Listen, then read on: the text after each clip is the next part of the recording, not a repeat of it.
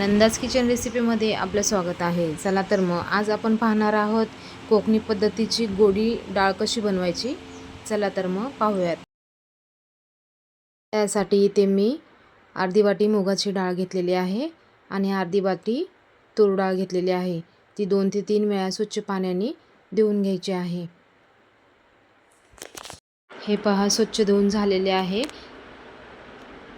आता त्याच्यामध्ये अर्धा ग्लास पाणी टाकायचं आहे आणि एक टोमॅटो बारीक कट करून टाकायचा आहे आणि पाव चमचा हळद टाकून ही कुकरला शिजवून घ्यायची आहे। आता आपण डाळ शिजली का नाही पाहूयात। हे बघा मस्त पैकी आपली ही जी डाळ आहे ती शिजून तयार झालेली आहे। आता तिला आपण काढून मॅशरच्या साहाय्याने अशी पूर्ण फेटून घ्यायचं आहे। आता आपण मसाला तयार करून घेऊयात। त्यासाठी इथे मी लसूण घेतलेले आहेत 2 ते 3 पाकळ्या, अद्रक घेतलेला आहे अर्धा इंच, मिरच्या घेतलेल्या आहेत चवीनुसार, खोबरं घेतलेलं आहे ते बारीक कट करून घ्यायचं आहे, कांदा एक मोठा बारीक कट केलेला आहे आणि कोथिंबीर घेतलेली आहे।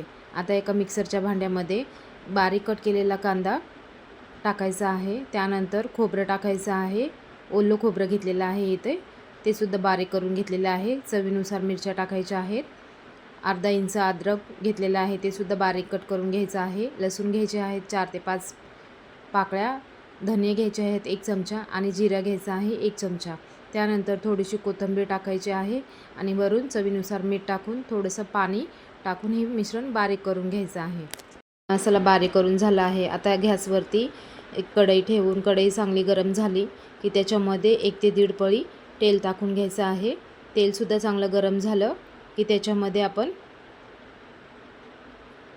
अर्धा चमचा जिरे, अर्धा चमचा मोहरी टाकून घ्यायची आहे। ती चांगली तडतडली की त्याच्यामध्ये कढीपत्ता टाकून घ्यायचा आहे।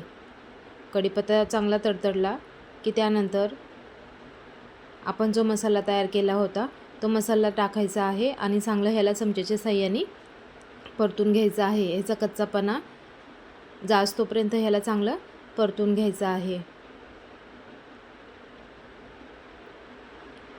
त्यानंतर त्याच्यामध्ये पाव चमचा हळद टाकायची आहे, हे सुद्धा चांगलं चमच्याने परतून घ्यायचं आहे। परतून झाल्याच्या नंतर आपण जी डाळ फेटून घेतली होती ती डाळ ह्याच्यामध्ये जी डाळ आहे ती आपण कढईमध्ये टाकून घेणार आहोत।